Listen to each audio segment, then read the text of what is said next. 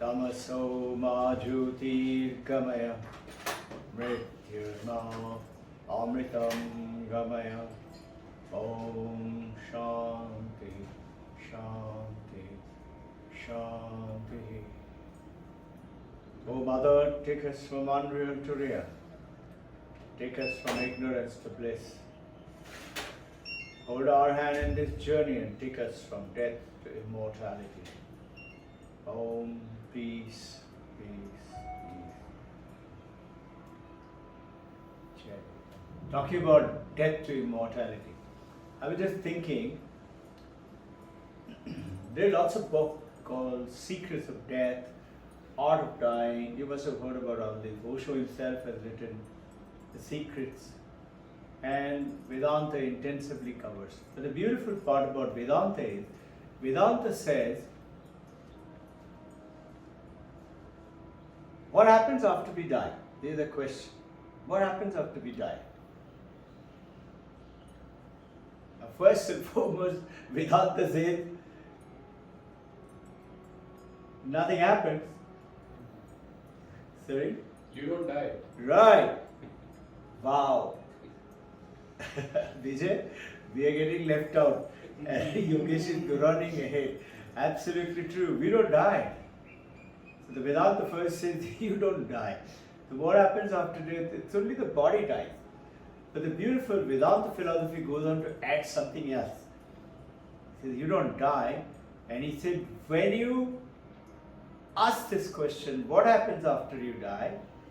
In the first time you begin to live. And you begin to live with the philosophy of life, that what is life? So today, I thought we will just start off with that beautiful anecdote. And the questions came, 2 questions came. So we will deal with those questions. You remember that story of Dr. Wilkinson in Cambridge, an Australian,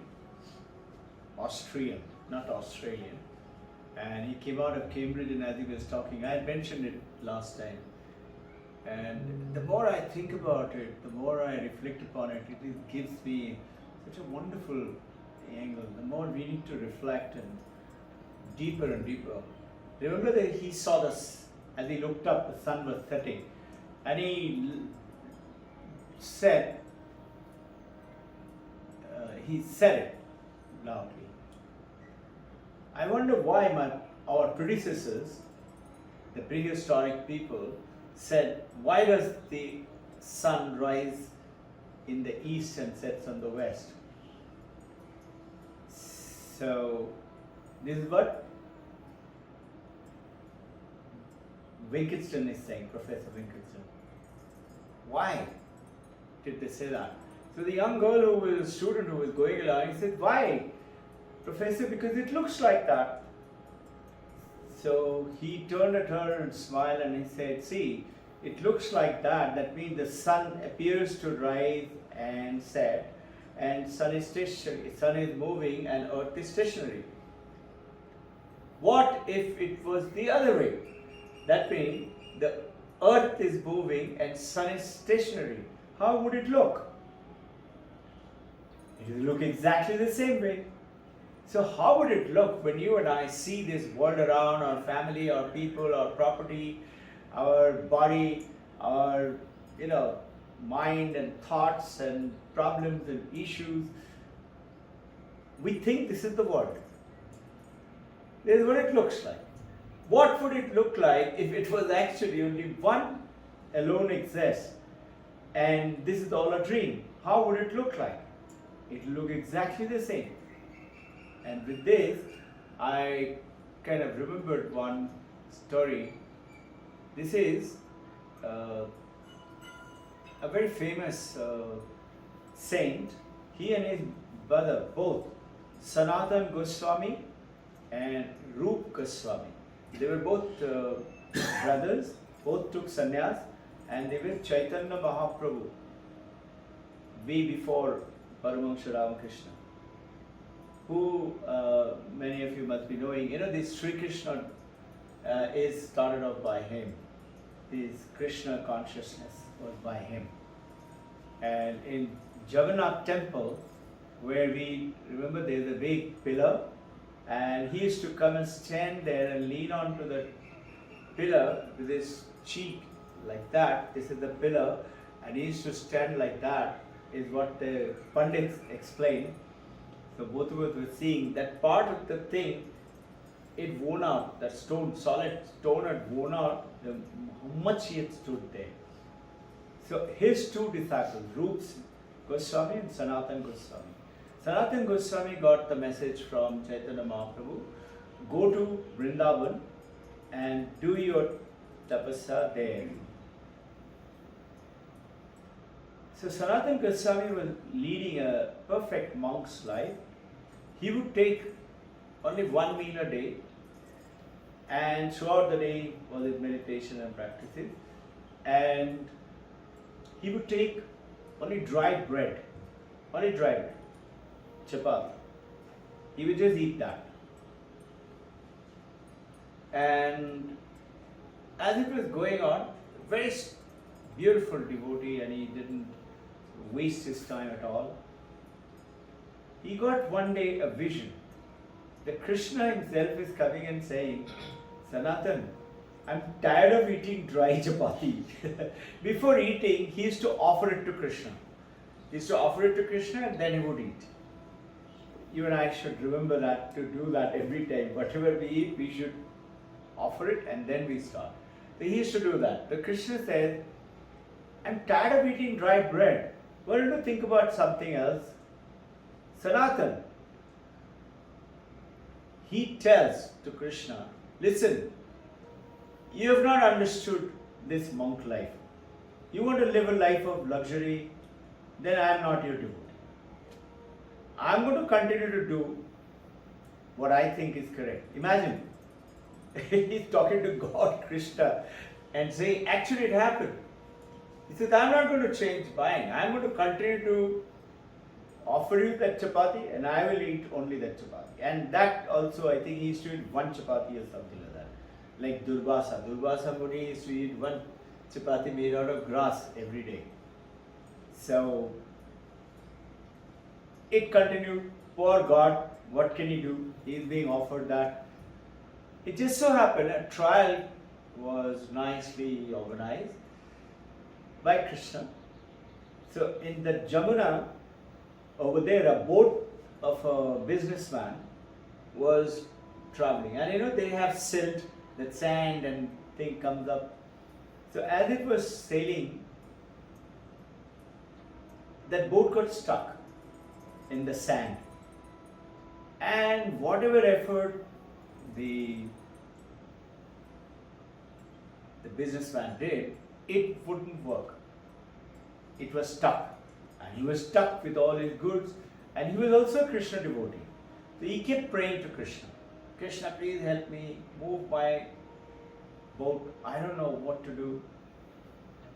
So Krishna told him, listen, I have a devotee there. You go and ask him. His name is Sanatan Goswami. Ask him, if he comes and just touches the boat, your boat will be released. So he came and actually fell at his feet and he said, please sir, help me. Sanatan said, sure, come. So he went and touched and the boat became okay. And this businessman now, he wanted to offer Sanatan lots of things. Ashrama, I'll make ashrama for you, gold for you, I'll give you devotees and thousands will come to you, all that stuff. Sanatan says, I don't need anything. He said, okay, at least, Banki Bihari, let me make a temple for Krishna. And I'll make the temple with the best of the jewelry and the gold and the things like that. Sanatan said, I don't need it. Krishna comes to him in his dream and telling him, Sanatan, where is the problem in you accepting the temple At least accept the temple. It will be a nice big temple. It will have lots of gold, and I'll be seeing the people. Sanatan tells Krishna this is called knowing God with his appropriately. Sanatan says, so Krishna, you want to live a life of luxury, you go out and live. But I am not then your disciple. I continue to do what I am doing. He did not. And then it said that the Sanatan, Robbin Ghosh went on to become a great saint, and Sanatan also became a great saint. Meaning, this is what we think generally, that if we do worship, we offer great food or we offer great gold and something like that, and then only we are the true devotee. So it is that knowing God properly gives us a different kind of a perspective. In this story, which is actually it did happen, it is written down. There are lots of these events which took place. I won't call stories. Stories appear to be fictitious, as if it is not true. I had a question. This question came up. I had two questions. I will deal with both the questions today. So the questions came up in, there is a Avana Shatakam. There is a very special writer by Shankara, and he's saying that uncompromising takes place by saying there is no self, there is no God. Remember I talked about that Shankara's Guru is Guru. He said there is no God, there is no Guru, there is no devotee. There is only one thing, and that is Brahman. So, in that question, it says there is no God, there is no Guru. But Paramahansa Ramakrishna, he went and said, that means what? Only Brahman is real. Only Brahman is what? Vast. Vast is what? No limit, infinite. In other words, it means transcendent God. God is there, transcendent, but it is everywhere. Which is what Shankara is talking about. So, there is no God, there is no Guru. There is only Brahman. Whereas Ramakrishna is saying there is transcendent God, but there is also immanent God.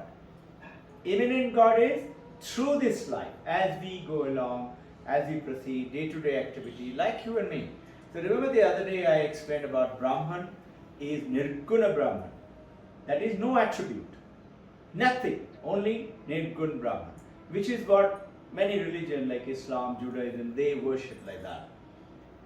Whereas in Hinduism, you have also Svaguna Brahman.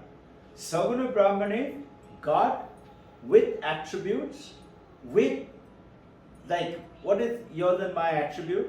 We have a body, we have a name, we have a form, we have a mind, and this is how we have thoughts and things like that, and etc. Is who you and I are. And we are children of God. If we have a body, we have a form, poor God, why can't he have a form? So this is what Ravana Maharshi answered. He is one of the disciples. He was asked, can God have a form? He said, you are a Jivat Atma, you have a form. And he is Paramatma, he can't have a form? Of course he can have a form. He can have form, he cannot have form. Paramahansa Ramakrishna used to say that.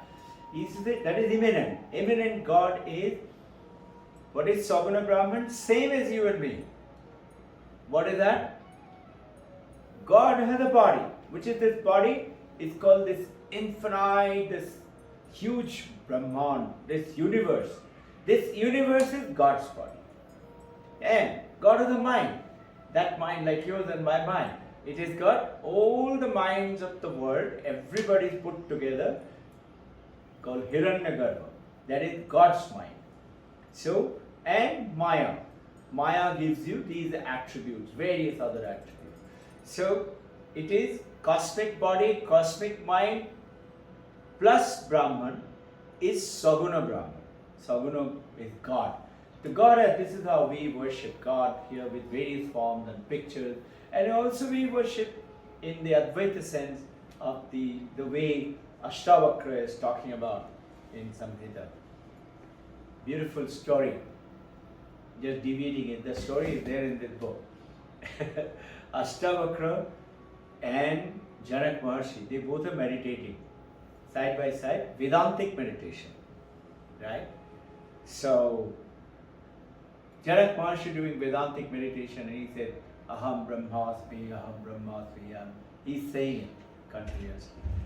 I shared with you all a few days ago. And as he kept on saying, he suddenly heard that, check, he suddenly heard Ashtavakra, saint. He's saying he had nothing else in this universe except one lota and one danda. You know the danda in which you put your hand there, or a staff like that. So he had only that danda in which he used to put his hand and then do the meditation. See, he says, Janak Maharshi is saying, Aham Brahmasmi, Vedantic meditation. And Janak Maharshi suddenly heard Ashtavakra saying, Danda, Pani, Pani, Danda, Danda, Pani, Pani, Danda. So Janak Maharshi got irritated. He said, Maharshi, he was Maharshi now. Maharshi, what are you doing? He said, why? I am calling this Danda, Danda, I am calling that Pani, Pani. He said, what's so great about it? Everybody knows that it is the Danda and it is the Pani. Ashtavakra tells him, everybody knows you are Brahman. Why are you saying Aham Brahmasmi, Aham Brahmasmi? Everybody knows it. You also know that you are Brahman. Why do you have to repeat it? So this is what we're talking about, the question, immanent God, transcendent God. So Hindus, Vivekananda's words, that Hindus worship both transcendent God and immanent God, both together. And how you like it. So in the immanent God you will see like Arjuna worships Krishna as his friend. You will find that Balagopal as child, many worship Krishna as a child, baby Krishna. Like that, you've got baby Jesus. You must have seen, Nasik has got a beautiful baby Jesus temple. So you decide, you say Radha is to worship as her lover. So did Mirabai. And various ways. That's the immanent God, transcendent God. Both ways in equal. The question was, in the ontological reality, to both immanence and transcendent, without treating either of them as the ultimate, which position is true position? Which one is true? Paramahansa Ramakrishna says both are true. Shankara is saying only immanent, only transcendent God is true. Which one is true? It's a good question. So understand it this way, that Shankara did not say that there is no self. He said, yes, self is Atman, Atman is there, which is Brahman.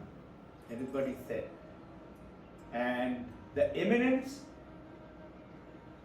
is what, and transcendent is by Paramahansa Ramakrishna. He said, look, Shankara said what? Brahma Satyam Jagat Mithya. This world is dream. Don't think of it. It doesn't exist.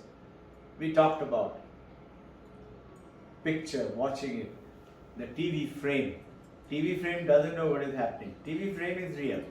But inside what is happening and keep on changing, and whether it is a war movie or a villain movie, it doesn't make a difference to the whether movie is running or not running. Screen is there always.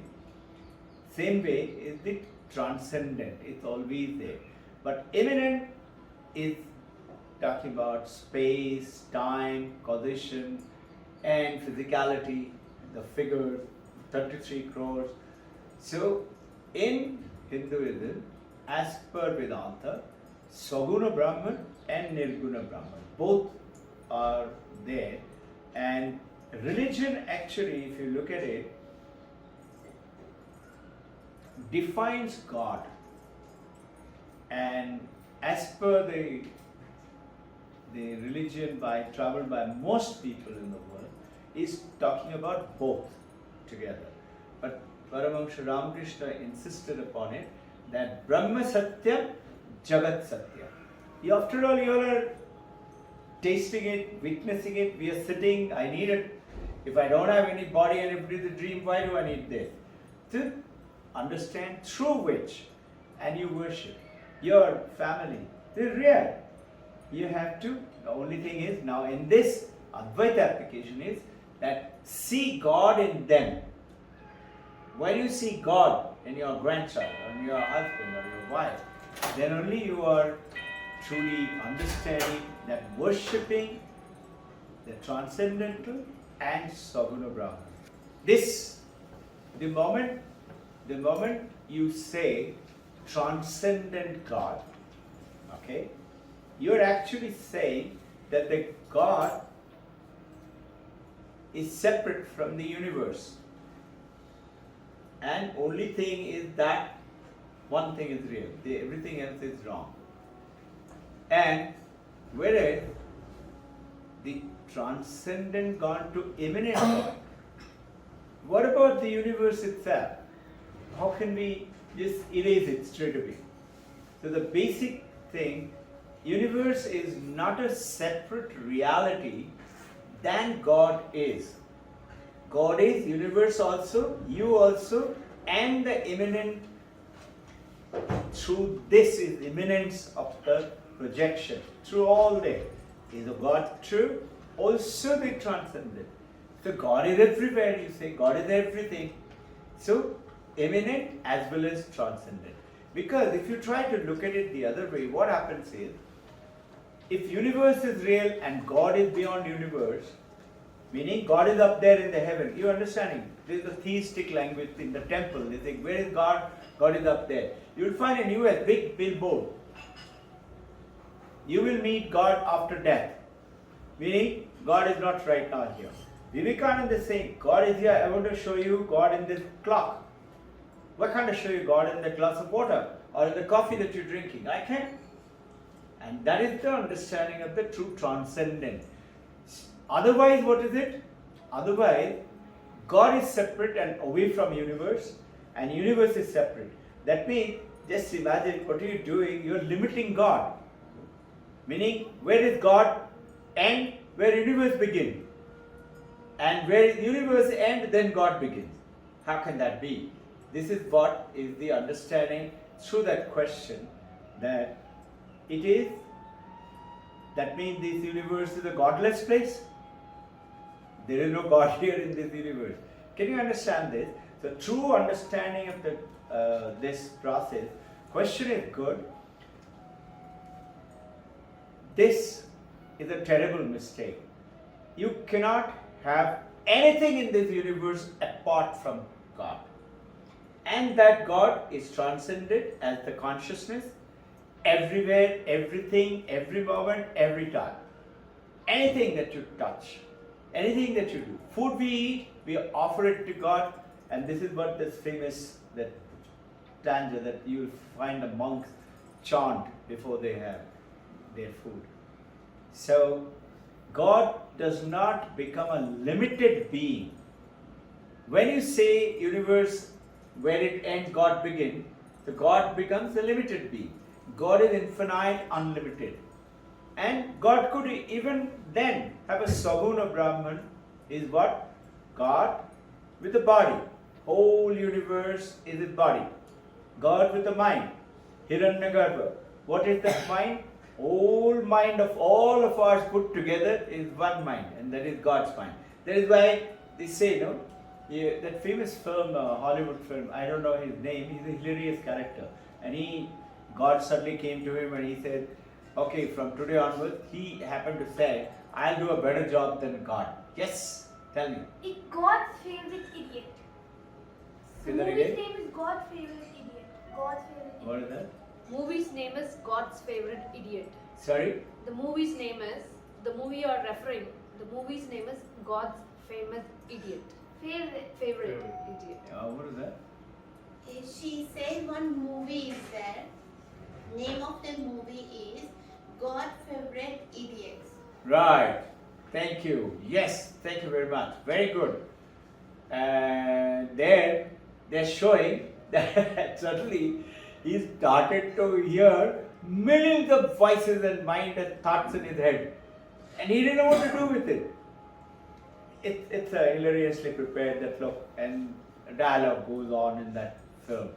So basically, if God is everywhere, God is in everything, God cannot be limited, and earth, this universe cannot be godless.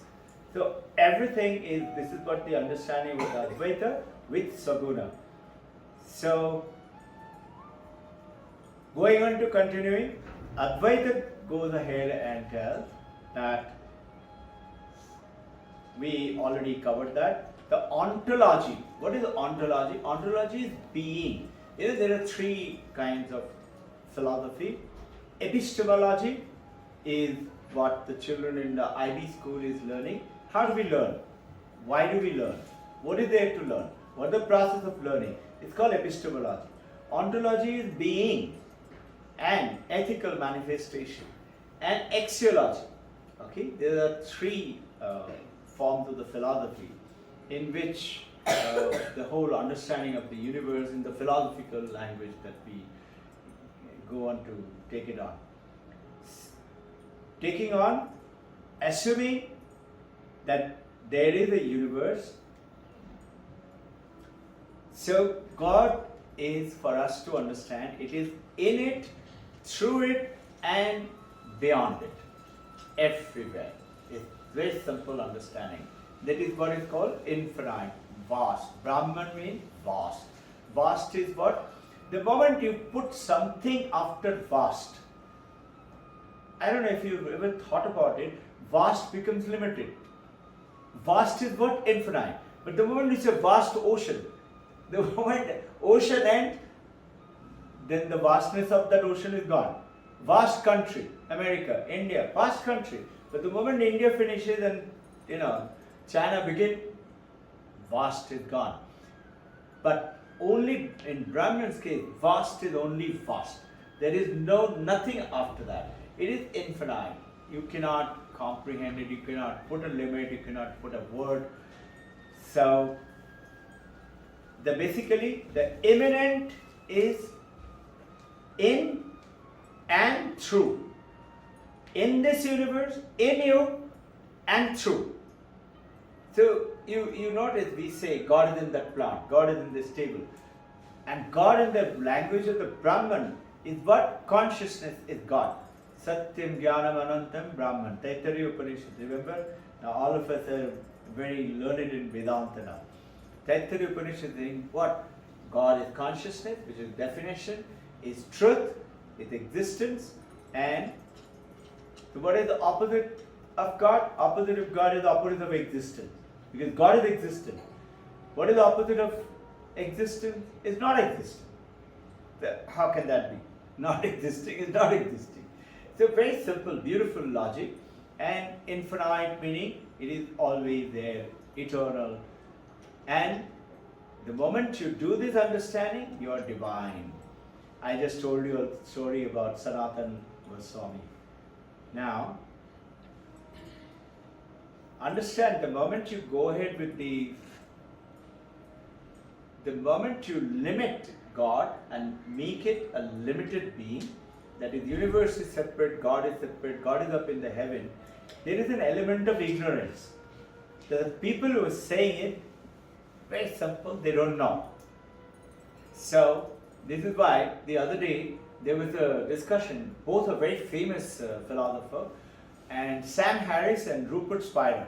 I don't know if you all have heard about Rupert Spira, you can Google it, lots of beautiful talks by him. Rupert Spira and Sam Harris was having a dialogue. Sam Harris is one of the biggest non-believer of God, and he is challenging God. There are many, Daniel Dennett, Sam Harris, Christopher Higgins, like that. These are a couple of names. They are very famous. The spiritual world actually shakes by their name. The churches and all, because they say God doesn't exist. So Rupert Spira and Sam Harris were talking. So Sam Harris said, you see God is everywhere. Where is God when you're injected for operation? God is consciousness. Where is your consciousness? You're unconscious. You don't know what is happening. You don't realize anything. This is a live challenging each other is going on in the YouTube. It is there. You can Google it. Sam Harris versus Rupert Spira. Okay? Rupert Spira, you know how he answered it? Rupert Spira said, Sam, just last week, I was in anesthesia. I did not find any moment when consciousness has left me. And yes, it is after deep sleep, or they say that being anesthetized is a higher state of that seed form of the consciousness within than even deep sleep. Deep sleep also you have, but this is higher than that, meaning lesser, that seed is tinier. And this is what the surgeons and all are utilizing. Deep sleep, you don't realize anything. There is no mind, there is no thought, there is no worry, there is no, and you're so happy at the end of the deep sleep. But notice one thing, when you wake up, you say, no, I had a wonderful sleep. How do you know if you didn't have consciousness? How do you know that you had a wonderful sleep? You wouldn't know anything. So the fact that consciousness remained in a seed form with you is what Rupert Spira explained on that. Taking you on, now let's take on a little understanding of this question, transcendent and immanent. Because now it is what it is, a little theoretical, but you have to understand it. You have to become it, be it. What is samadhi? Have you ever realized? I'm not going in with a theoretical explanation, but it is an understanding. It is like you cannot define Brahman because it is words are beyond it.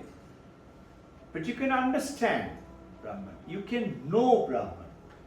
Know Brahman is which way, not the way you know a book. Because the moment you know a book or know Brahman, it is being. It is that ontological question, okay? Being. How is it different? Being is different than, understand it this way, being is different than experiencing. What is experience? Definition of experience in Vedanta is, remember, consciousness with object. I am experiencing the book, object, and I have to be conscious. Otherwise I cannot experience. So in the understanding of the Brahman, you cannot experience because, why? Tell me somebody. There's no object. Sorry? There's no object. Absolutely. Beautiful. What are you and Vijay doing? Shooting ahead. God is not an object. Brahman is not an object. How can you experience it? How can you define it? Define meaning God. You've got a shape, form and things of that. Definition. No? You can't do it. So now you're understanding it now. You're understanding it. You can become. In Samadhi, you become. Give you a simple example. I will come about it in little more detail in the next question, but I'll give you examples so that your mind is peaceful to go along. You have a beautiful mirror, platinum mirror, beautiful glass mirror, and you're seeing the mirror. Now what are you seeing? You're seeing your image. Have you realized you and I cannot see our own face? We cannot see our face. The eye cannot see ourselves. But the eye can see everybody, everything, but eye cannot see itself. If you are Brahman, you cannot experience, seeing is what? Seeing is an object with consciousness. No? Here, you are seeing your face and you like your image in the mirror so much that you have forgotten that you have an actual face. So there is a beautiful example. Some of these scientists who through the microscope trying to discover the minuter world where let's say they've gone in to find one very special virus and they spotted the virus. And they say that the scientists get so engrossed in it, they forget who they are and they forget they are that virus, and that world around the virus is their world. It is like you look at the mirror image and you are saying that image is real, you forget this one exists. And you're so enamored by the face, you're trying to beautify it, shaving or putting lipstick or whatever, beautifying it, and you're interested in that one. What is samadhi? Samadhi is becoming one, to know that you have your face. You've forgotten about the face. In this world today, we have forgotten, like Janak Maharshi was being told by Ashtavakra, what's so great about it? You are Brahman. We have forgotten we are Brahman, and we think this is this body and the name and the form and this role I play as a mother, the father, the friend, the professional. This is who I am. We have forgotten that real face in the mirror. What is the samadhi? What is the enlightened one? Buddha's name means the one who knows. What does he know? He knows this, that I am actually the face. What I am seeing is not real. It is, but I transcend through that, yes, but I also imminently work through it. The moment you align yourself with the body and the mind and the name, just the other day with the Buddha Purnima, fifth, is what? Imagine Buddha had no problem about fun and enjoyment and luxury. He had everything.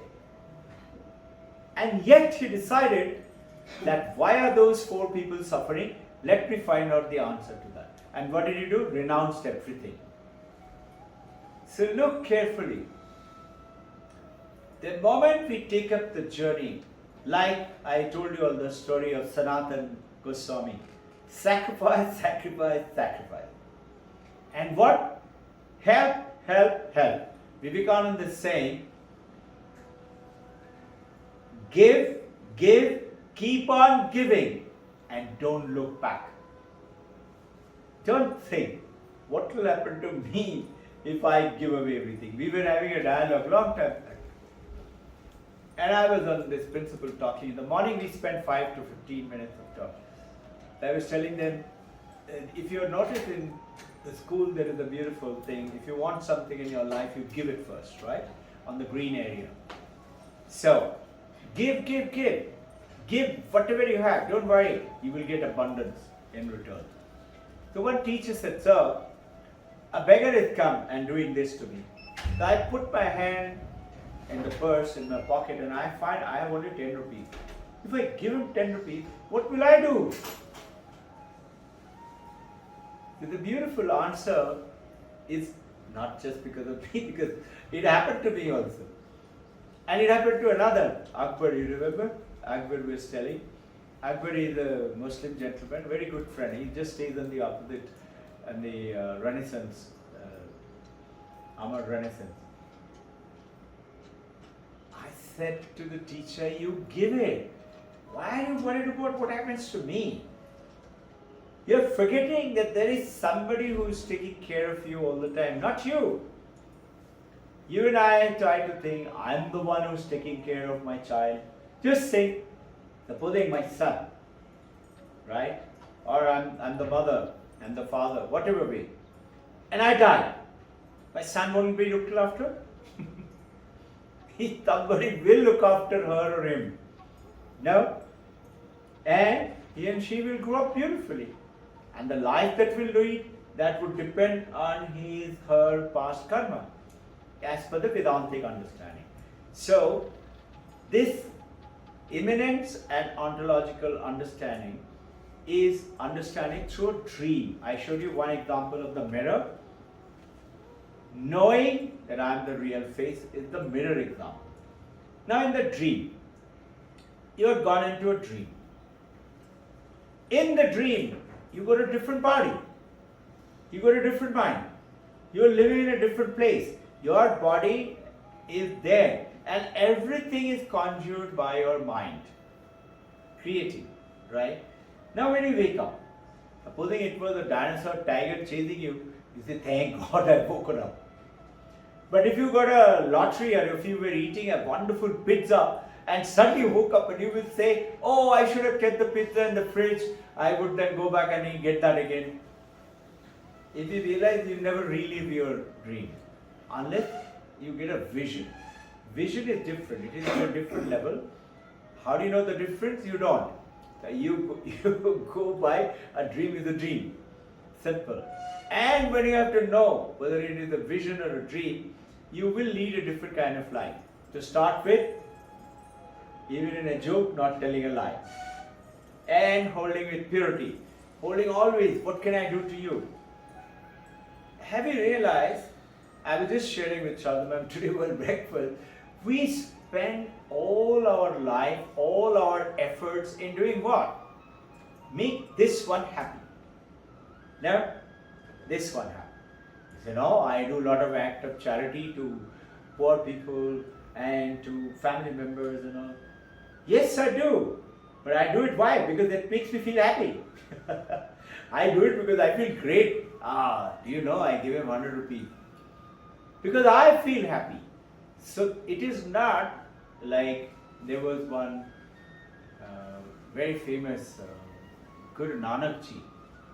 And Guru Nanak Ji's very favorite disciple, his name was Muslim name, he was a Muslim, Rahim.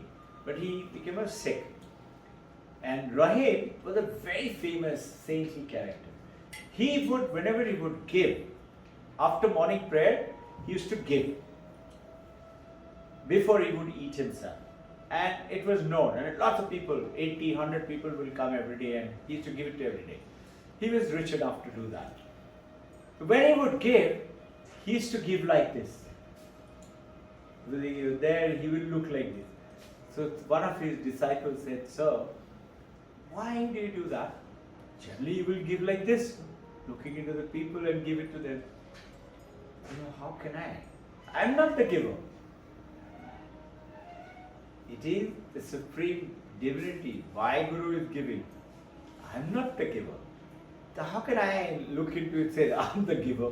I'm not the giver. So you and I, we all are, I suddenly got this kind of a coinage that you and I, we are all Amazon.com delivery guy.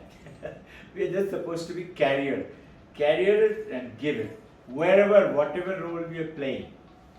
Notice, we spent all our life in making this one happy. Are we really happy? Say, yes, I am happy. Think carefully. Not one person in this, unless they are enlightened, then they are truly happy and blissful. And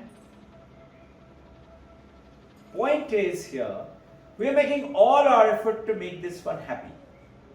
If this one little body or one little body's family, I'm trying to do it for my son, my wife, my husband, my children, my parents, etc.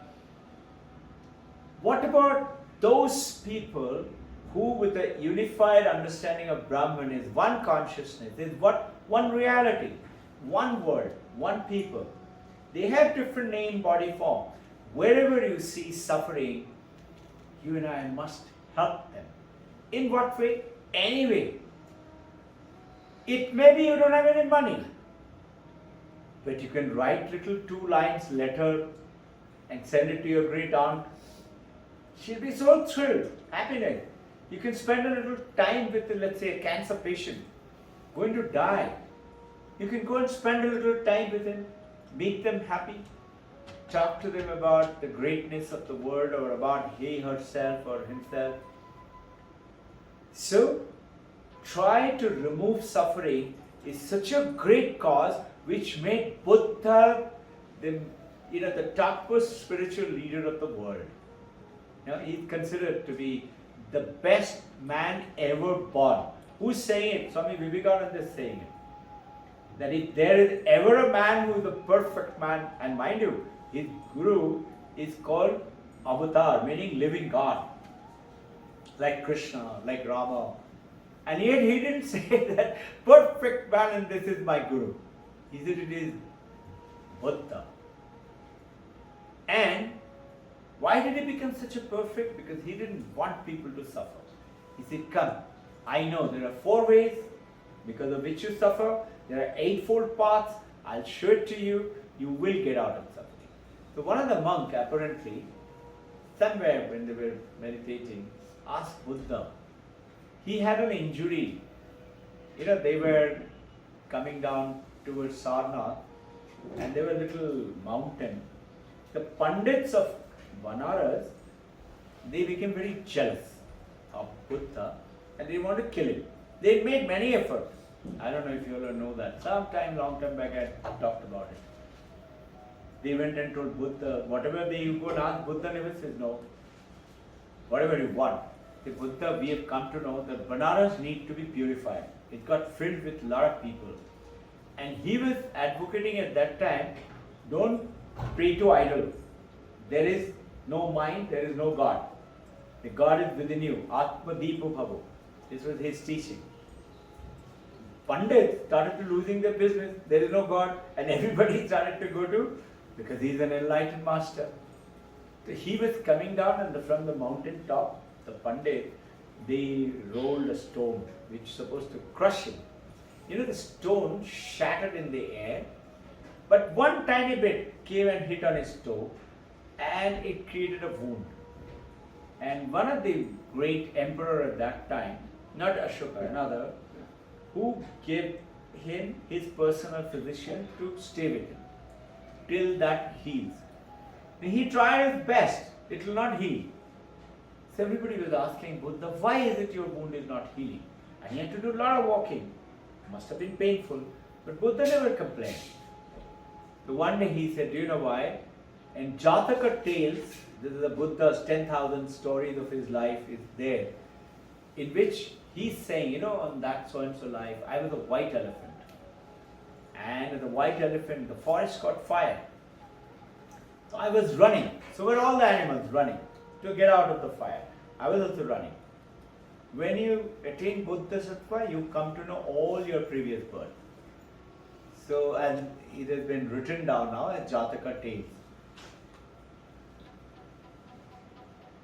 You're going to get a request from her, buy me Jataka tales. So, he said, while running, I stepped on a rabbit's tail.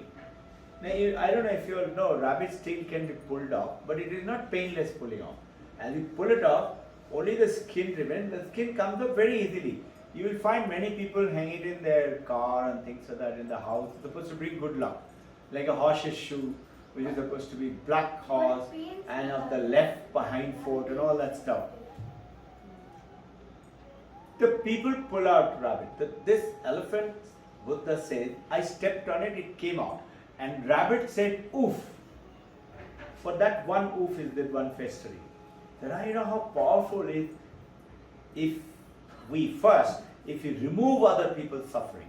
How powerful is that? And second, if you cause somebody suffering, how powerful is it to come back to us? Whether by words or by action or by thoughts. Any one of them. I may not have done anything, but I thought evil. Even that is bad. The moment, what happens? My mind is not purified at the end. The thought may come. As it comes, it says, shut up, Robbin Ghosh. No stupid thinking. Get lost and chop it off. It's wagging its tail, no? So chop it off. And say, shut up. No such thinking. Replace it with a good thought for the same person. And you will find transformation will take place on them. I noticed today, if there is any such thing, I pray, I straight away pray to Divine Mother.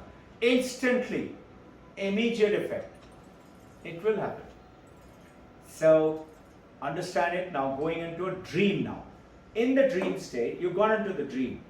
You got a mind, you got a body, you got everything else. That mind is now conjuring everything else. And you have got beautiful experiences. When you wake up, you ask yourself, where was the dreamer? He will naturally say, dreamer was not in the dream. Dreamer was outside but dreaming the dream. Correct? That is transcendent. Where is God? Transcendent. Understand it. What is imminent? You were dreaming outside the dream, but you were also in the dream. You tasted that cookie, you were being chased by the tiger, or you got that lottery, or you had that wonderful dancing in Florida. No? With a ballroom dancing with a handsome man, pretty girl, whatever it was. You experienced it. That experience is different because there you're actually imagining it. It happened to be. And this is why Vedanta says even your mind, even your thoughts, everything is an object. As long as you're experiencing it, love, hate, jealousy, greed, everything, the moment you experience it, it is an object. Why? Because you're the consciousness, you're experiencing it. If you can't experience, it is not an object. So you and I can't experience so-called Brahman, but we can experience God. You understood this? It's a beautiful metaphor, understanding for us. You can experience God because God has got a physical body, has got a mind, has got that cosmic mind, cosmic body, Hiranyagarbha, has got Maya and has got so-called Brahman too. Brahman plus this is God. And that is called Saguna Brahman with attribute. Brahman with attribute in very simple is God. And something which is without attribute is,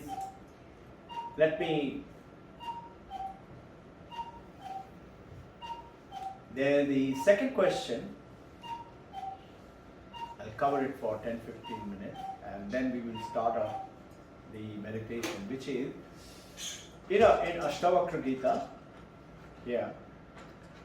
in this, talking about, in the second verse, second chapter, is called, and the question came out on that referring to Ashtavakra Gita, I'm wondering about the Chidabhasa, that is called the reflective consciousness.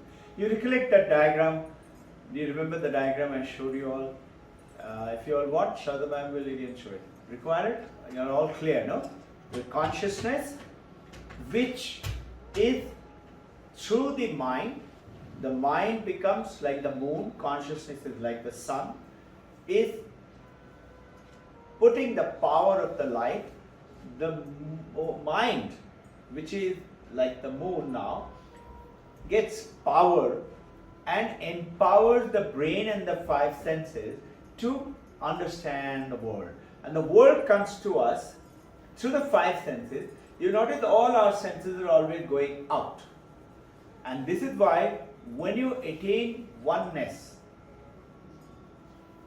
with Brahman, which is Samadhi, which is enlightened state, you go beyond mind. This is what you now understand it now. You have to understand it. Beyond mind is why the consciousness is beyond mind. But the reflective consciousness is, what is it? Like right now you have a feeling. You have a feeling of I-ness, that I am sitting like this. I'm sitting with a cross leg, I'm sitting hunched up. I am. That feeling, where are you getting it from? You and I have been doing all this study and saying because of our consciousness. Not true. That was for us to take up the journey. True thing is, consciousness is like the TV screen. It doesn't know what is happening inside the screen. It doesn't know what is happening, you and I, though it is empowering it through the reflective consciousness. Right? Neither it is bothered. Like the screen of the film. It's not bothered whether film is running or not running. Now, that reflective consciousness is, question is, that is called Chidabhasa. Okay, what Ashtavakra is saying. It's saying, is the reflected consciousness, and in the relations of the pure consciousness, what's the relationship? Chidakasha with the consciousness. A very good question. What's the relationship? And then he says, what happens to this when the jiva dies? When we die, when the physical body dies, what happens to that Chidabhasa or reflected consciousness? And the second thing is, what happens when you get enlightened? Your enlightened meaning, you become now one with the consciousness. So a beautiful example is like we have talked about it earlier, but understand it. It's the moon. The moon, that's how I got inspired to get that thing done, through one of our good artists, painter, Irfan sir. That reflected consciousness is actually the Western mind called subconscious mind. Very powerful. It empowers so-called the mind becomes that. It's like a reflected moon.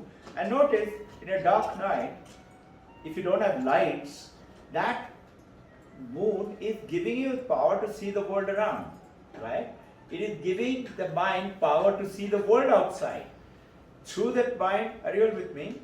Through the five senses and through the brain, I perceive the world right now. Whatever we are doing, it is not the consciousness, it is the reflective consciousness. I feeling. That I feeling is called ego. Ego has two properties. One is this reflected consciousness. So without ego, you say no, I have no ego. No, then you're dead. Or you're an enlightened master. We love to say it because we think ego meaning, oh. See, ego is a very nice, simple example. I heard it long time ago.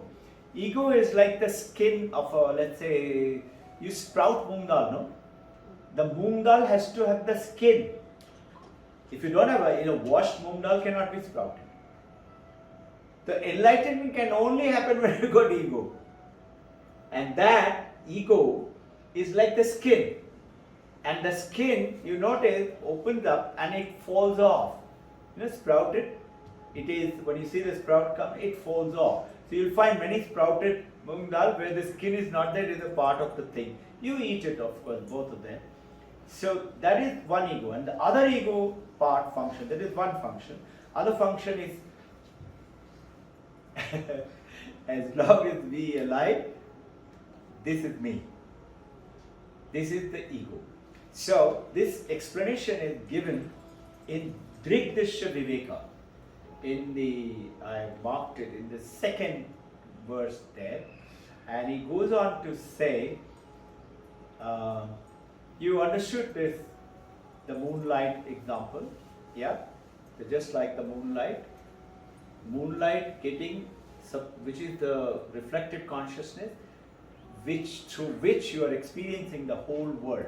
So what is the relationship of this subconscious mind or reflected consciousness with this body, with this mind, and with the consciousness? This is the question, okay? So now,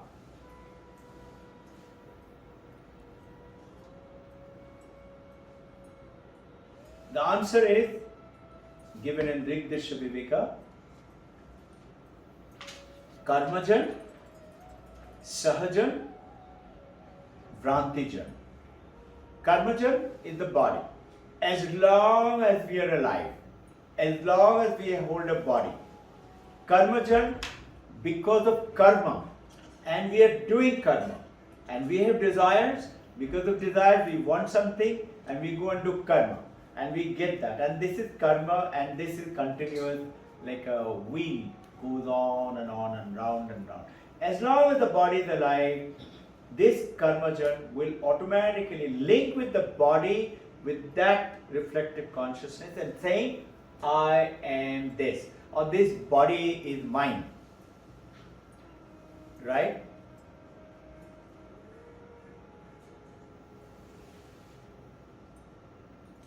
Now, what about the mind? There is body, relationship, body we understood, mind. What is the mind doing? Mind does understanding. Mind has memory. Mind has artificial intelligence, but you talk about the intelligence, buddhi. It gives you the buddhi of that is what with which you are doing the understanding. It has got memories, it has got desires, it has got, let's say, comprehension skill, understanding it. Okay, all these factors are of the mind. So, recollect, mano, buddhi, chitta, ahankar, na aham. Which of these four things? that reflective consciousness affected the mind. What happens to that? What is the relationship? I'll come about it. But what happens to that when we die? The body is cremated. That becomes a little balloon. That Mano, Buddhi, Chitta, Ahankar. Manas, which has got all these desires, cravings, memory, whatever the things like loving, hatred, etc., understanding, not understanding, all these factors, and then going on to intelligence and ego. Ego has got two functions, which you already got. With these four, that is what is called Chidabhasha. And in the mind relationship with subconscious mind, is it getting too technical? It's very simple. It's just that, know that my feeling, I'm feeling, I'm here right now. Who is this I? That I is that reflected consciousness. It is not the consciousness which we are true Vedantists now. And that is giving us the understanding of, first is this body, which we understand. Second is the mind. What is the relationship with the mind? Is Sahajan. Rigdrishya we can explain. What is Sahajan? Example, mirror. The moment you look at the mirror, as long as there is a mirror, there will be a face seen on that. As long as your face, meaning you have a face, you look into the mirror will reflect your face. That is the mind relationship. Sahaja. And in that, during your meditation, today we will take up that, during the meditation, imagine you are seeing yourself in the mirror, which is what is your so-called being alive and being in this world. But know that face in the mirror is not me. I and something else. And what is that something else?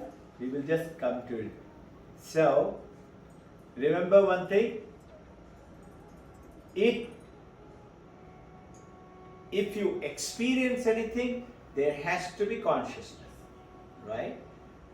Without consciousness, you cannot experience anything. Also, without object, you cannot experience.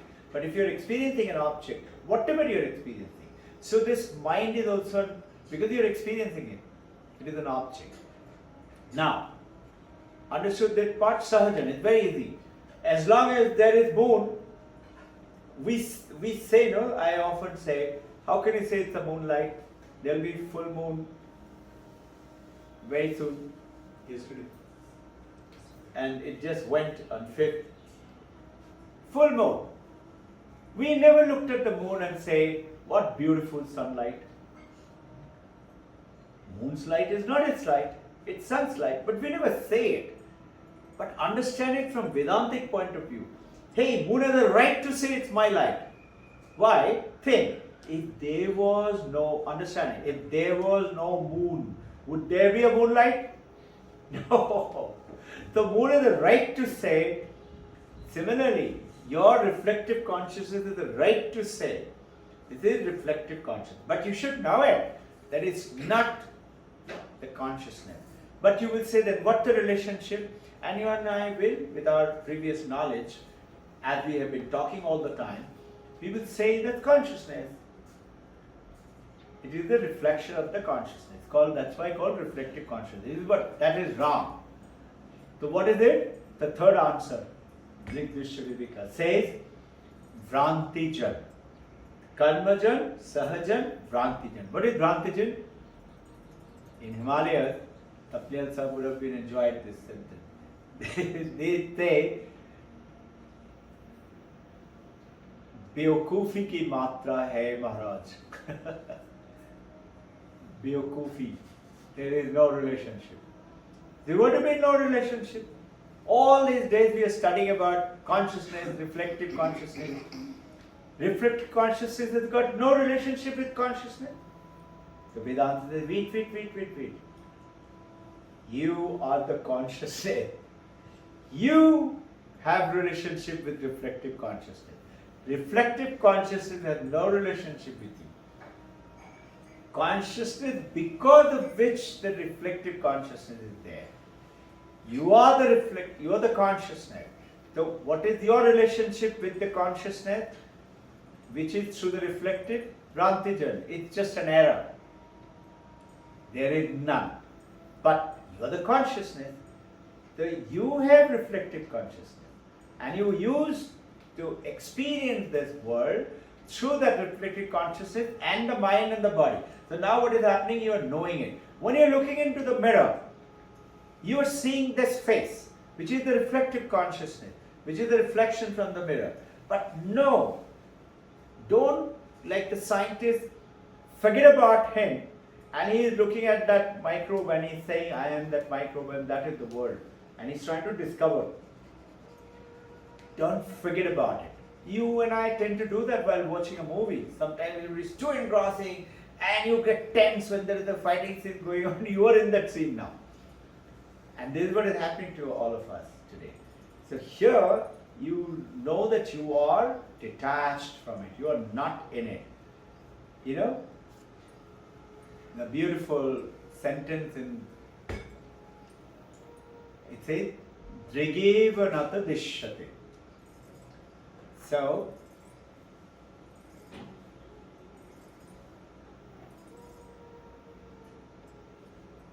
it goes on to tell, Tameva Bhrantam Anubhati Sarvam.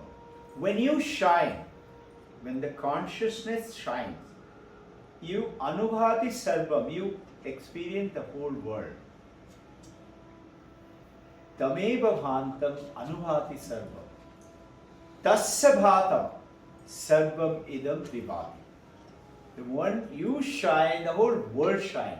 If I am, that is why when I am unconscious, I don't see the world. I am not shining. Though consciousness is there in me.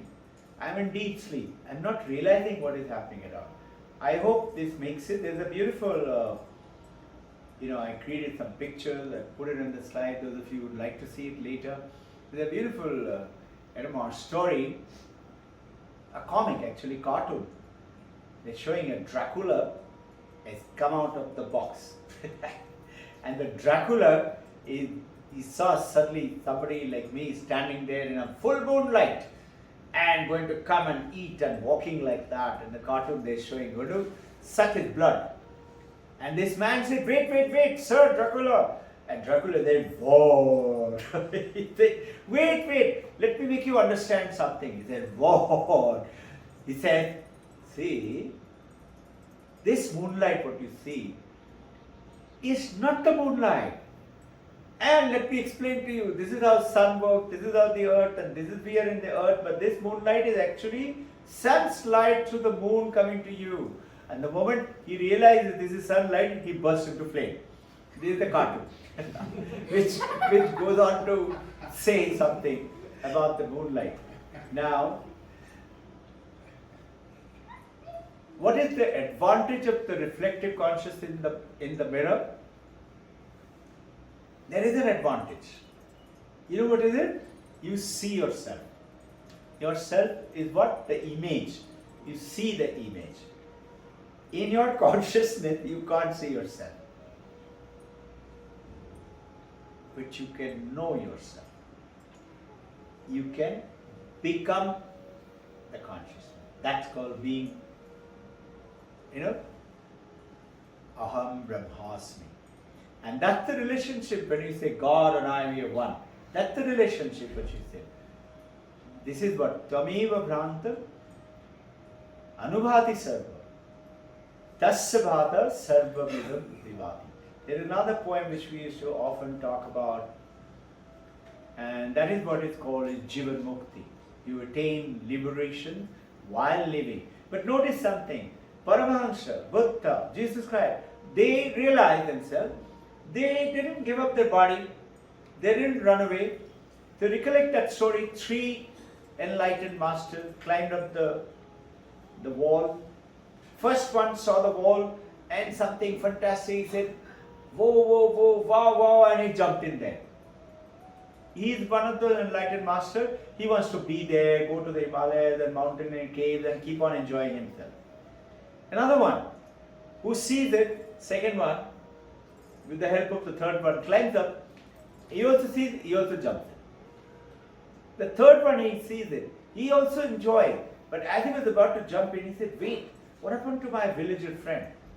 Poor people, they don't know. And Paramahansa Ramakrishna saying, there's a mela going on there, beautiful mela, everything else is happening. Let me go and tell them. And what does he do? He makes a little hole in that wall. And let people see it through the wall. And then progressively through tapasya sadhana, he makes the hole bigger and bigger so that he could go in through the hole and come back again. He doesn't have to climb the wall anymore. And he shows it to his disciples, you can too. You can also go in there, enjoy, and you can come back. And what is that meaning? Meaning, Jesus Christ, Buddha, Paramahansa, they did not, live in their own world of enlightened state. They stayed in this world, showed it to everybody else, how to create that whole, how to enjoy the other side of the world, and how to also be there and here and do what? Sacrifice, sacrifice, sacrifice, help, help, help. That's it. Give, give, give. What? Anything. I wanted you to listen to one last story, 2-minute story. There's a young guy, right from childhood, beautifully, must have done great karma. He realized this world is not real. This body is not real. I want to be with God.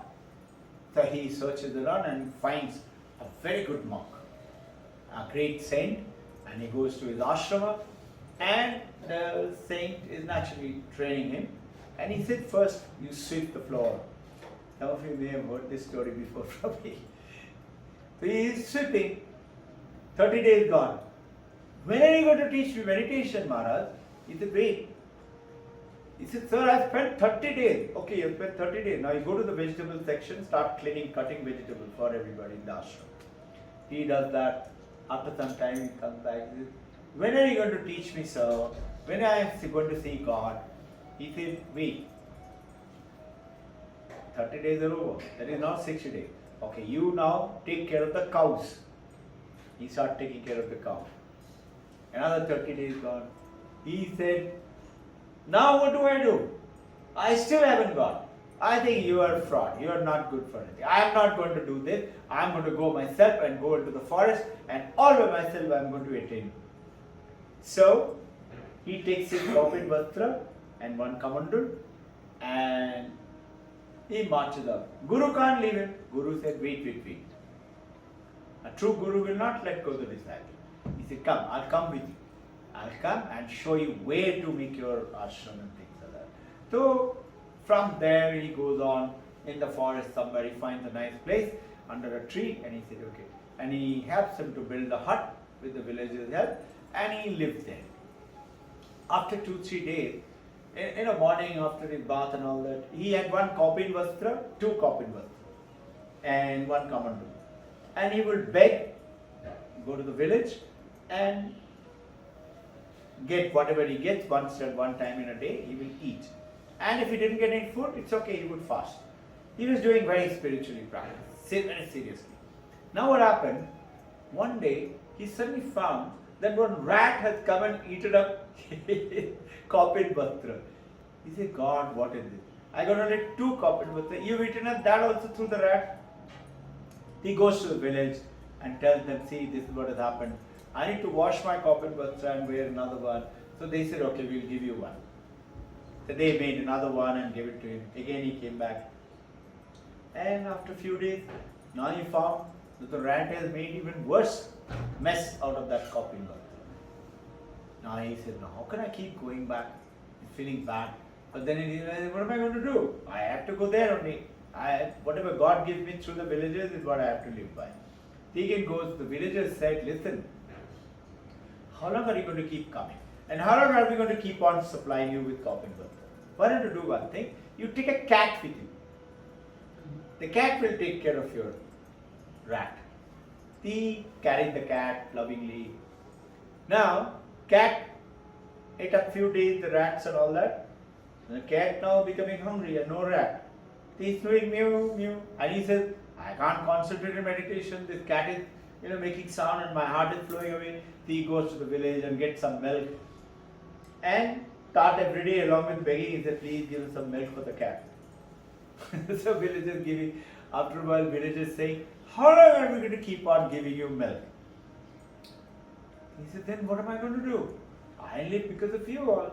He said, sir, Maharaj, why don't you keep a cow with you? Cow, you can drink its own milk, and you can also give milk to the cat. Sir, Maharaj feels very happy. He brings the cow, and in a short time, now cow needs food. He said, now cow's milk cat is getting. What about cow? He's finished eating a little bit of grass around and all that. He suddenly realized I have to take him to the long walk and things like that. I don't have those, the grass, dried up grass. See, he goes and asks the villagers. Villagers start giving him few days. After the villagers said, listen sir, how long are you going to keep on taking this? And you have to take that whole lot of this thing. Why don't you got a beautiful plot there. You just plant a little bit of plant these seeds, it will come out, and the cow will keep on eating, no shortage of food. He started doing that. Within a few days, the cow gave birth to a couple of baby. Now you have to look after the baby, you look after the cow, you look after the cat, look after the field, and how long am I going to? I am getting too engrossed in all this work, but I have actually renounced because I want to reach God. I'm not getting time for my meditation. Why don't I keep a helper?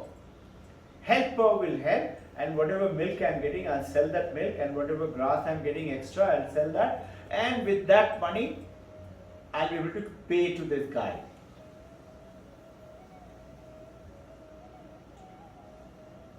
His guru,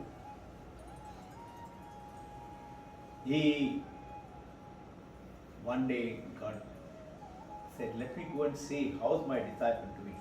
He goes and he doesn't find the jungle and the hut, and he finds a nice, clean up, beautiful field, and there's a big barn, and there are lots of cows and things like that. And Guru asked that boy who was helping him, he said, there is a monk I had left behind here. Where is he? But this boy, he doesn't know him to be a monk. He knows he's a rich, farmer. He said, I don't know. I've never seen him. So, Guru walks inside and he finds that his disciple calculating profits and loss. He looks at him and he said, what is all this? So he immediately jumped up and did Sashtang Pranam, and he said, Gurudev, you won't believe. He said, what is it? Only because of one cowpin buster. This is what happens to you and me in our spiritual journey. Often you will find things like this happen. So let's do some exercise. The basic exercises before meditation to attain asana siddhya. Massage the foot, right foot, massage the right toes, the top of the foot, sending energy to the legs, to the knee, and pull your knee close to the body, bring it forward and press it down. Then forward, touch the left foot with the left hand, stretch.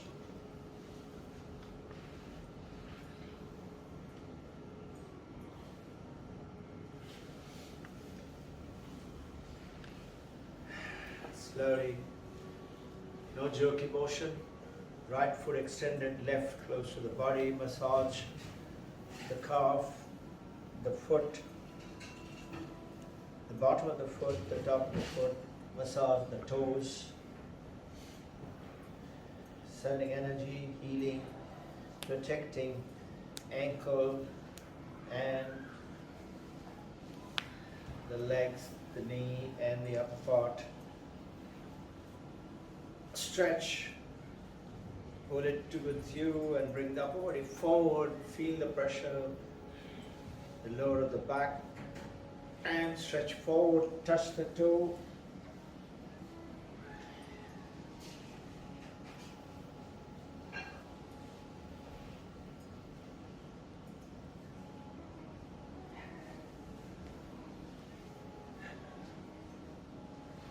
Slowly get back, sit in Sahajasana, Sukhasana, Padmasana, whichever way you're comfortable.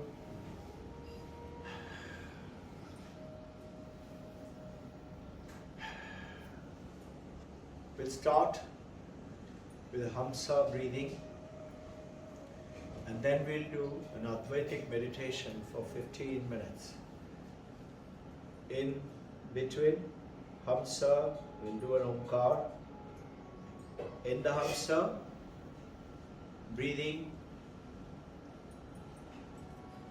in the methods of the Kriya Yoga, watch your breath. And in the Advaita Vedantic meditation, after a few times, watch your breath 5 to 10 times. Then feel the coolness of the breath as you breathe in and become aware. That feeling is the awareness of the breath as it goes out. 5 to 10 times, and then as you breathe in up the spine, from the bottom of the spine right up to the medulla and through the skull to the Arca Chakra. The divine energy and whatever you pray for, sincerity, Viveka Vairag, Shama Dama Upurati Tatiksha. Breathe it in up the spine, feel yourself like a brilliant light growing up your entire spine. And when you breathe out, throw away all the toxins of the body. Then we proceed with the Omkar, a few minutes of each, and then we'll do Vedantic meditation for about 15 minutes. Guided meditation, in which we will try and experience and reach the status of making an effort to become the consciousness, become who we really are.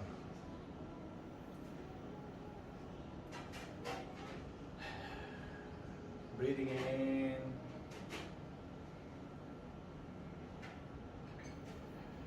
breathing out. Watch your breath, practice a few times. With your mind, consciousness, feelings, watch your breath.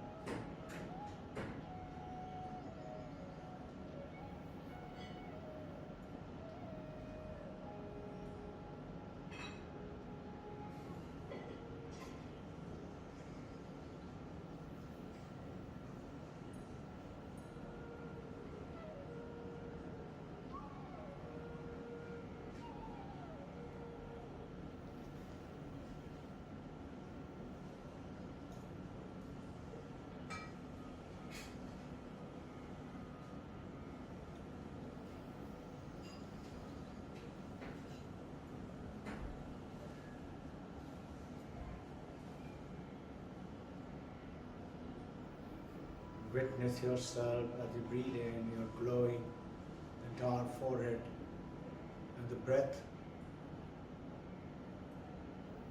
watching your breath lighting up your entire body, and breathing out, throw away lies, lethargy, duality.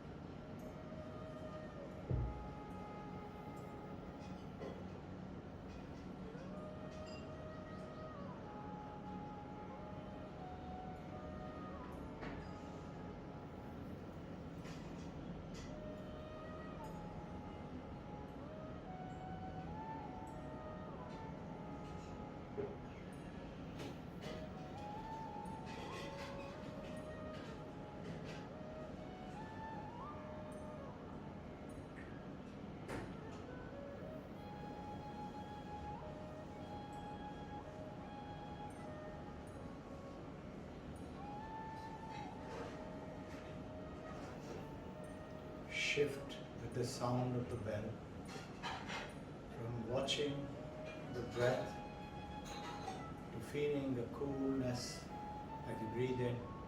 Become aware as you breathe out the warmth.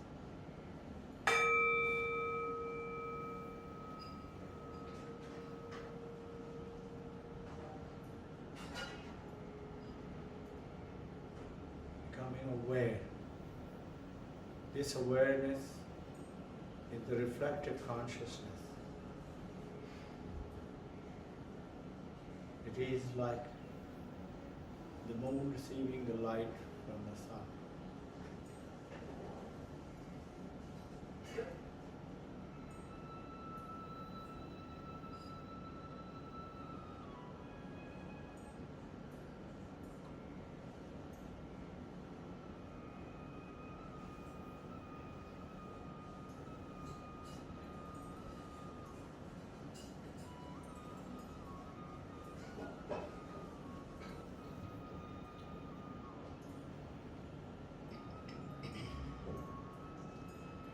With the sound of the bell, shift the breathing up the spine through the medulla to Anka Chakra.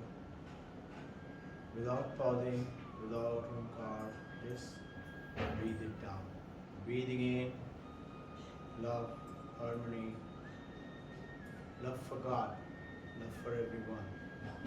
Breathing in, viveka vairag, sadhana chatushta, shama dama uparati, titiksha, shraddha samadhana, mumukshattam, intense desire and longing. Breathing in, breathing out all the distractions and fluctuations of mind and thoughts and sensual desires.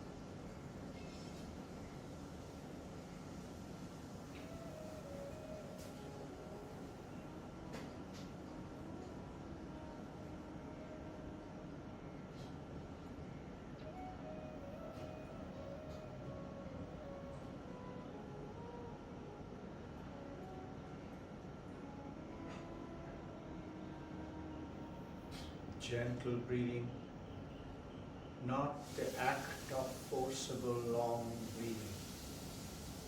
Just become aware of the breath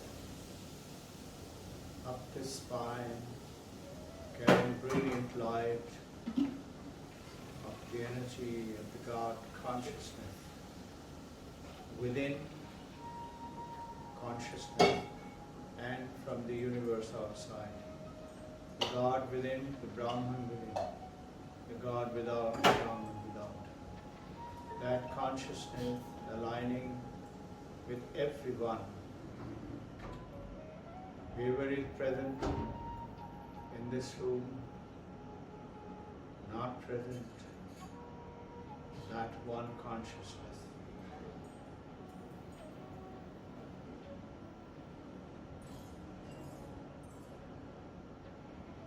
Visualize and become aware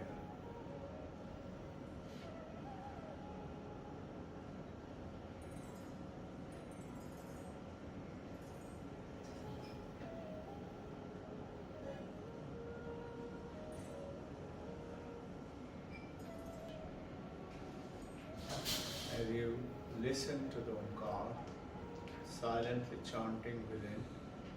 Listen to the inner Omkar and reflect, become aware. Omkar, the Jagrat, Satnam, Sushupti, and Turiya, the fourth. A, U, and M. And when we take a deep breath in the silence that follows, is the Chaturtham, Turiya. The reality as we are practicing it, that it is the Turiyam alone is in the form of our waking state, dreaming state, and the deep sleep state. And the Turiyam alone has given us this body, this world of our, the awakening of that understanding consciousness, existence. And when we do, we attain bliss. During this process, become aware, it is not just listening to the sound of Omkar within, but where it is emanating from. Visualize that from this reflective consciousness, and which in turn receiving it from consciousness. Let us start. Visualize that as we proceed. Proper posture, pressing the trachea.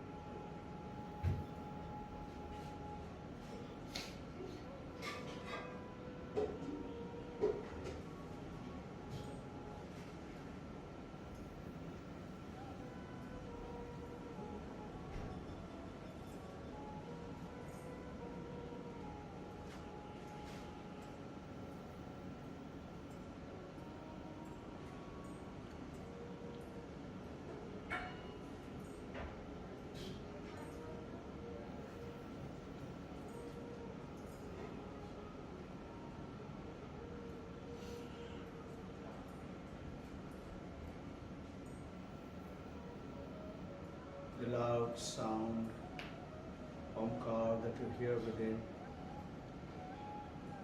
go to the root. Where is it emanating from?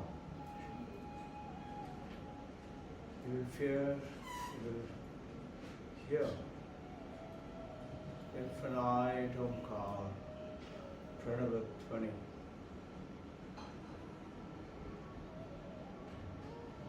From the reflective consciousness and consciousness.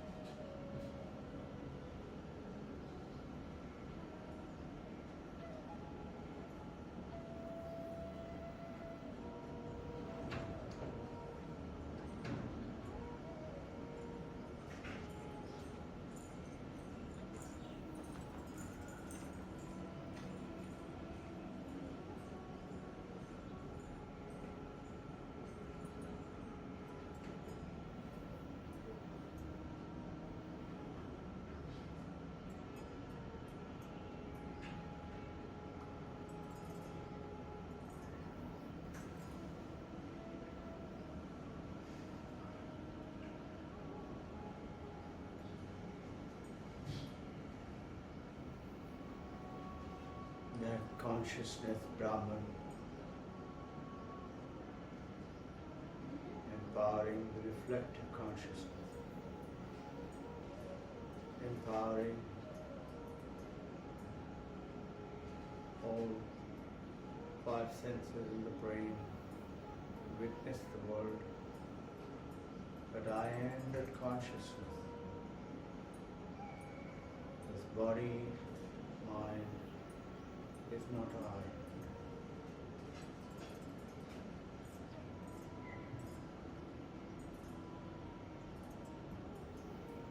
Feel, understand that feeling of I-ness, which is sitting, which is meditating, that I is the reflective consciousness.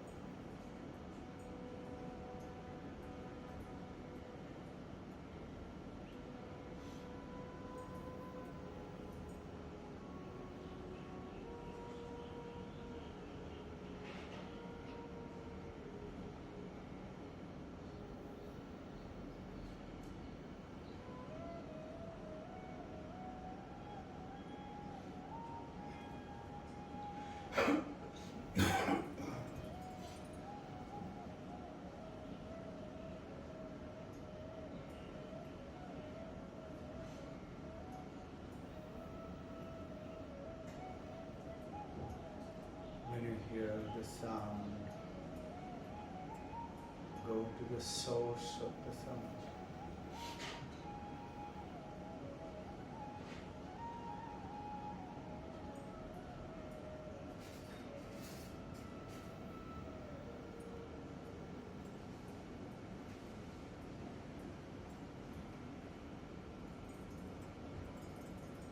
You will hear Omkar.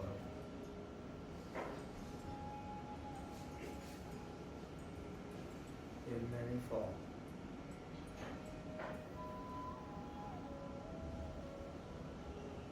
Listen to the loudest,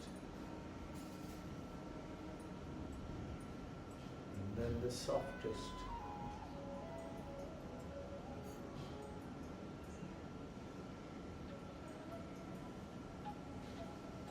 And you slowly lower your arm, like in the Kriya you'll be doing. Now Muhammad, flex your legs before you take the next few minutes journey of the Vedanta meditation.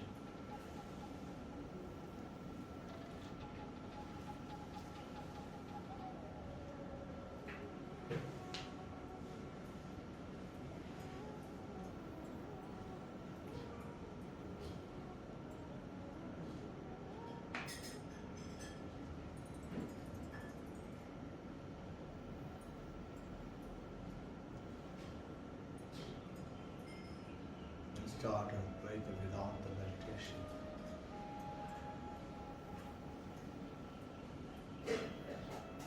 With the eyes closed, I can't see the world, but I know that I am there. Focus on that I as we begin with the sound of the bell.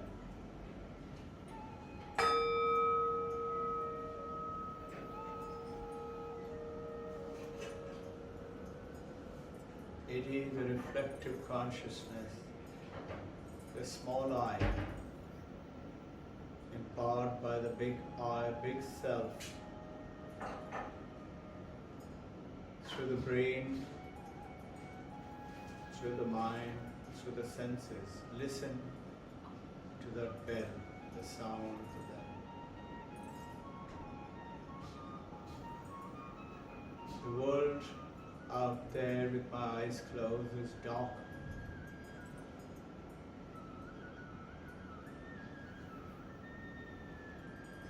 but I know I am there.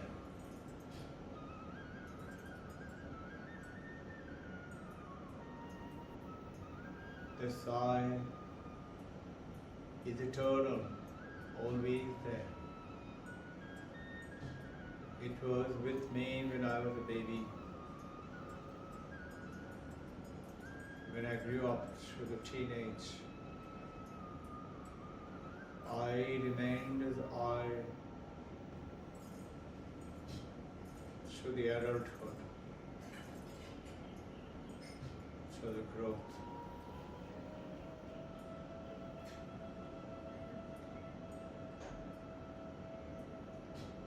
The time has changed, the universe is changing.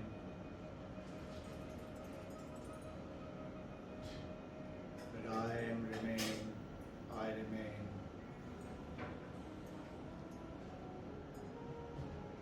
Focus on that I, body is changing, but that I,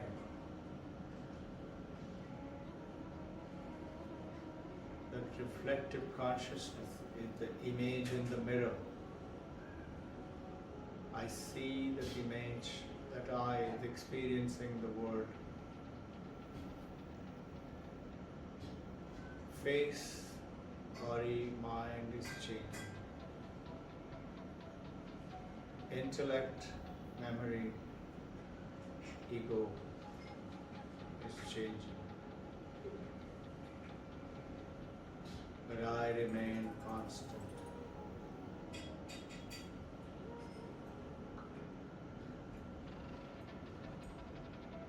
Thoughts come and go.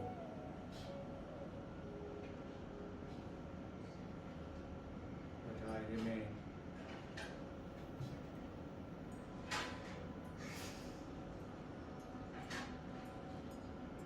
Imagine a moment where there is, visualize no thought.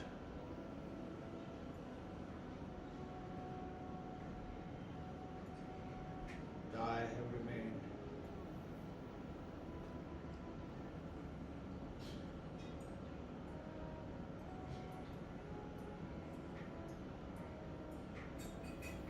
This I is the reflection in the mirror.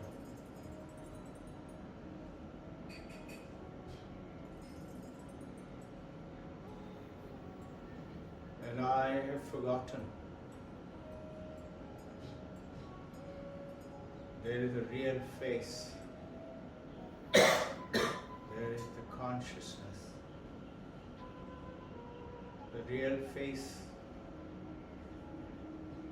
image of which I see in the mirror. Meditate on that real face. Always remain.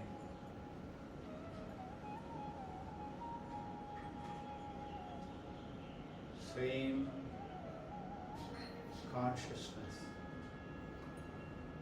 Chit, Chetana, is with everyone, with the oneness. That consciousness, light of light, brilliant light, visualize all around you, may, and that light alone is who we are.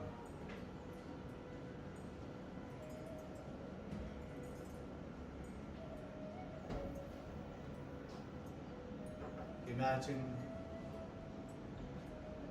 we are blind. Visualize.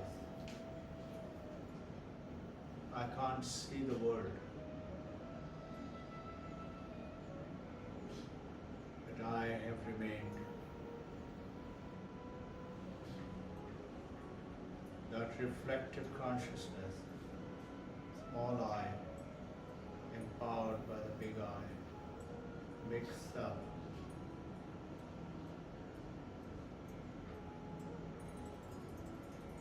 Imagine Visualize. I can't hear. I'm deaf.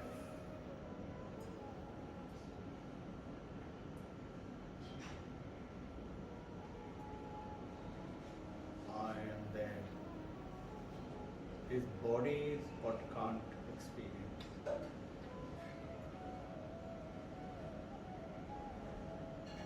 Visualize problems, sufferings, pain, discomfort.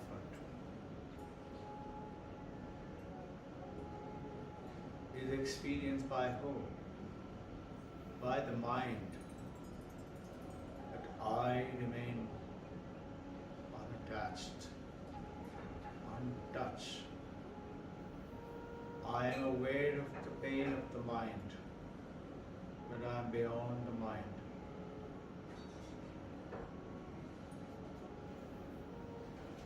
That mind is the reflective consciousness, powering the mind and the senses in the body. But I am separate.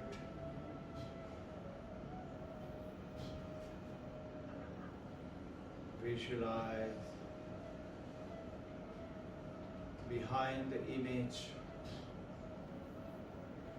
I am there, my face is who I am. I am that brilliant light, the light of the light.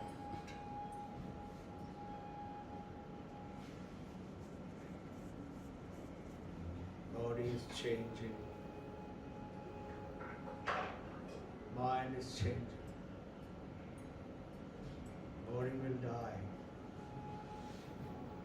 I will remain.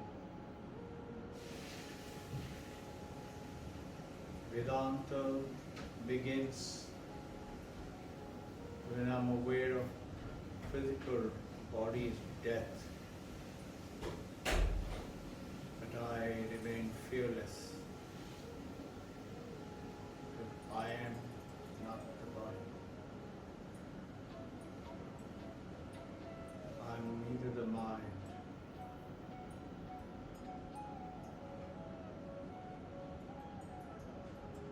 Visualize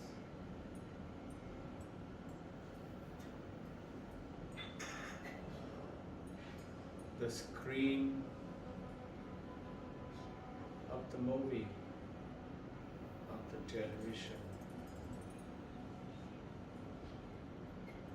Without me, the movie cannot play. The life cannot run. But I am not touched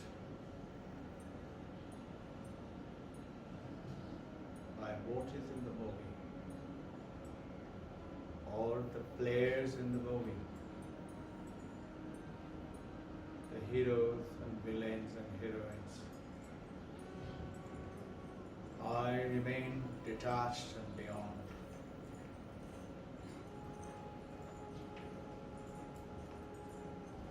I am pure. Mind may have been polluted, but mind is getting purified with the right actions, holding onto who I am, which is truth, which is purity.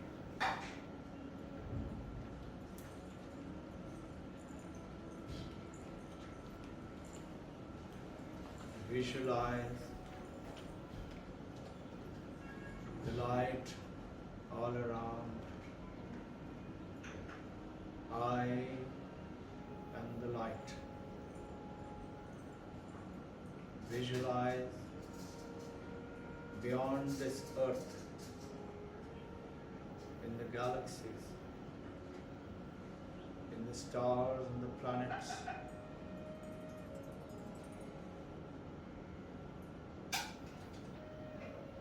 same I consciousness. I'm omnipresent, omnipotent. I give myself a name. I am the Divine Mother. Shivoham, Shivoham. Shiva Swarup. Nityaham, Buddhaham. Chidananda Rupam. Shivoham.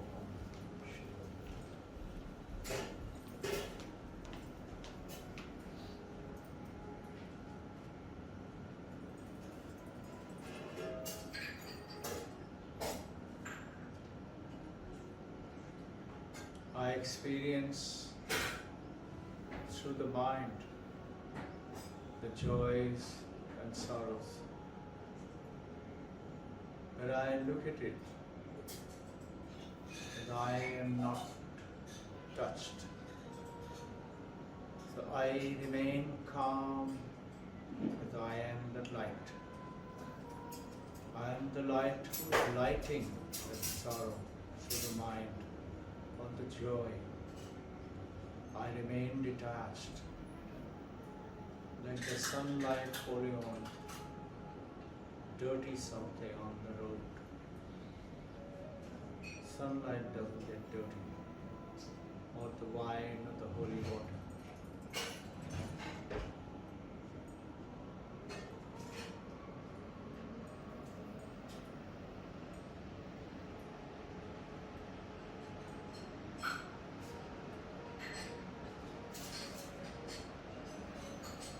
Tameva Bhrantam Anubhavati Tasya Bhati Sarvam. I'm aware of my life and the journey to understand and become it. Now I know.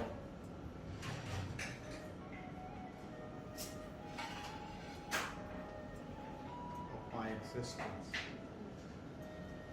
That I'm not this body of the mind. That I take care of my body and the mind.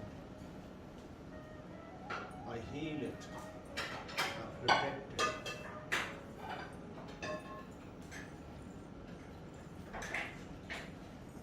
As we chant silently Om. Om is the Jagrat, Sapna, Sushupti. The three states of the Omkar with the silence of the consciousness as we take a deep breath is who I am.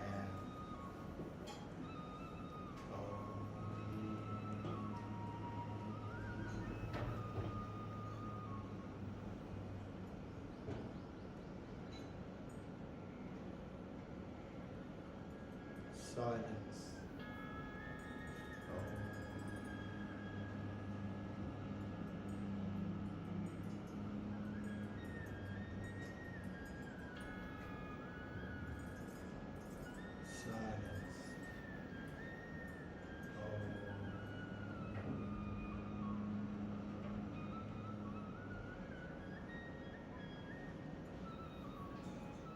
I will always remain one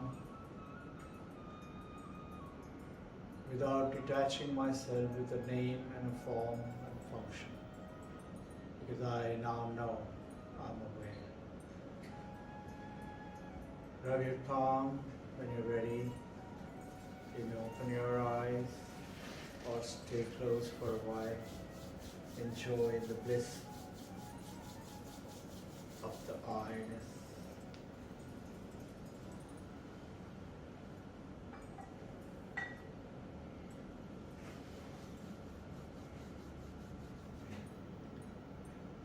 This I is extremely powerful. It has created the universe and continue to change and create and destroy the world.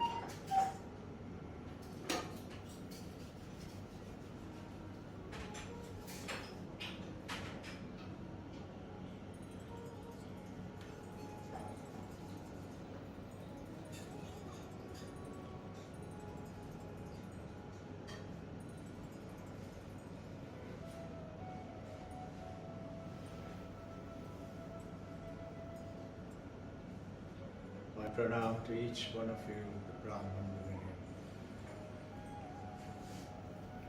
here. May all of us